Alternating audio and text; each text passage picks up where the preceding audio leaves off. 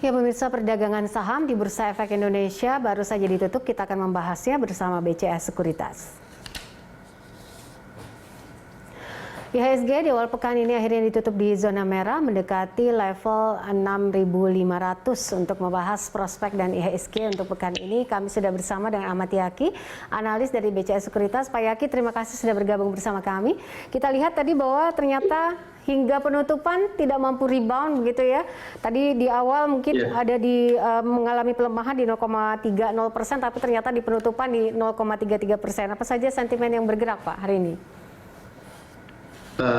Ini lebih ke profit taking ya, karena kalau kita lihat pergerakan IHSG sejak bulan Januari sampai Februari itu tertinggi di 6.505, dan hari ini juga memang kita ada prediksi bahwa hari ini cenderung untuk strength untuk IHSG-nya, karena memang profit taking di area 6.460 sampai 6.505 cukup besar ya.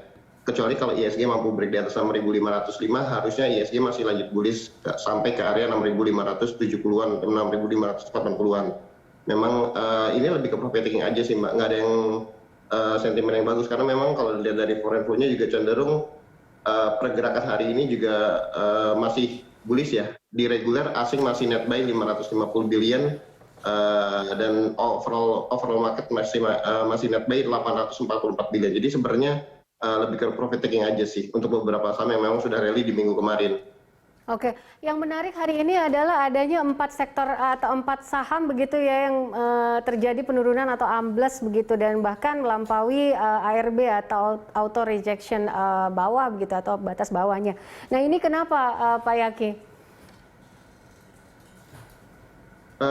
Beberapa saham yang ARB lebih karena memang ini saham lapis kedua dan lapis ketiga ya. Jadi memang fluktuatifnya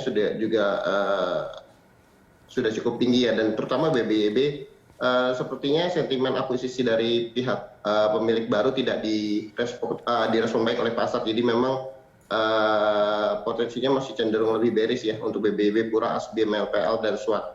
MPPA juga masih cenderung koreksi, walaupun justru Gotoh memperbesar posisinya untuk menjadi standby buyer di red issue ke depannya sih. Saya juga masih melihat ini masih menjadi katalis untuk sedikit sentimen yang kurang bagus direspon oleh pasar sih. Oke, boleh tidak dibedah sedikit soal, kita lihat hari ini teknologi anjlok begitu, kemudian consumer juga mengalami pelemahan, hanya energi dan juga tadi kita lihat bahan baku yang cukup naik. Ini kenapa sektor teknologi kita anjlok dan juga konsumer mengalami pelemahan?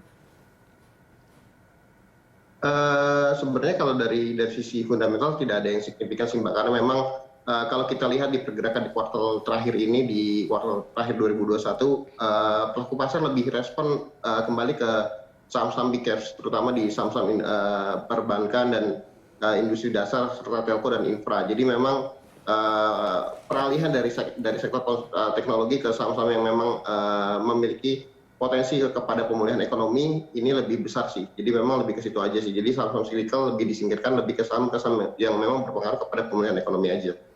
Oke, dengan pengaruh window dressing ini untuk saham-saham LQ45 ini prospeknya seperti apa untuk pekan ini Pak Yaki? Sebenarnya untuk saham LQ45 sebenarnya cukup menarik ya Mbak ya, karena kalau kita bedah sendiri year to date dari 45 saham yang LQ45 terkecuali Bukalapak, karena Bukalapak exception ya, jadi berbeda. 25-nya itu masih posisi minus year to date-nya. Jadi mulai dari 1% hingga 36%, terutama di saham-saham seperti Basic Industry, Consumer Good, dan BUMN Konstruksi. Jadi memang masih cukup menarik untuk mengakumulasi beli di saham-saham di sektor itu. Jadi menurut saya sih lebih menarik untuk kembali ke LQ45, karena memang secara valuasi masih cukup murah. Margin mereka masih terjaga di double digit. Untuk PE juga masih cenderung relatif murah daripada 2 tahun 3 tahun terakhir, karena memang kemarin sejak pandemi juga pergerakan harganya masih turun terus ya. Jadi masih menarik untuk akumulasi buy di saham-saham yang memang LQ45 ya, karena dari 45 minus Bukalapak lah, itu 25 masih minus kondisinya year to date pergerakan harga sahamnya. Oke, untuk prospek akhir pekan ini seperti apa IHSG kita? Apa yang perlu diwaspadai ataukah diperlukan katalis positif seperti apa sehingga bisa stabil di angka 6.500? Ya, kalau dari pergerakannya harusnya untuk weekly-nya sendiri masih cenderung menarik ya Mbak ya. Masih cenderung cukup bullish. Cuman memang yang harus diperhatikan tadi yang sudah kita infokan di awal bahwa area 6.460-an sampai 6.505 kalau memang ISG belum bisa break resistance itu cenderung untuk profit taking dulu karena memang belum akan naik jauh walaupun memang katalis di kuartal 4 cukup bagus ya untuk pemulihan ekonominya.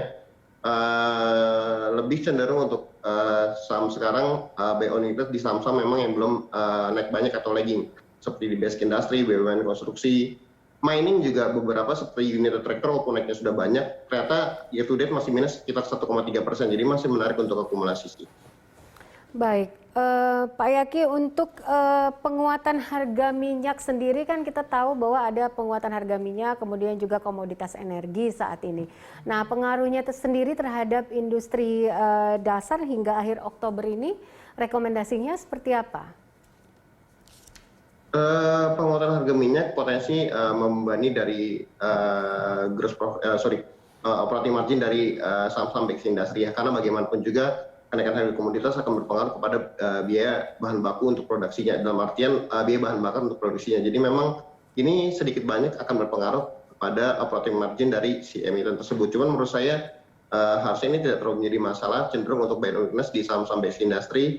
Kalaupun turun nggak akan terlalu banyak ya, karena memang masih cukup lagging ya. Dan kalau kita lihat pergerakan semenjak 2016 sampai 2021 sekarang, kenaikan harga minyak tidak terlalu parah ya pergerakannya. Jadi kalau kita komparasi pergerakan harga minyak, harga batu bara dan Jakarta Basic Industry Index selama 2016 sampai 2021, saya tidak melihat signifikan pergerakan kenaikan minyak dan batu bara menjadi sentimen negatif untuk saham-saham di emiten basic industry ya. Cenderung sentimen sesaat karena biasanya mereka punya hedging untuk pergerakan harganya, nggak selalu spot price.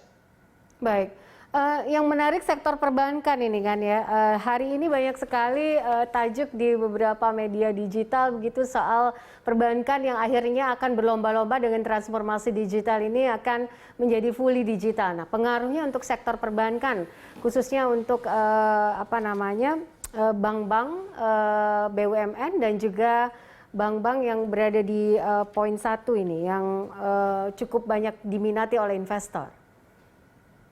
Ya, kalau kita lihat dalam 1 bulan sampai 1 bulan terakhir terutama ya, kita lihat akumulasi cukup bagus di dua saham big bank yaitu BRI dan BCA. Dan memang terlihat karena memang secara BUMN, BRI ekosistem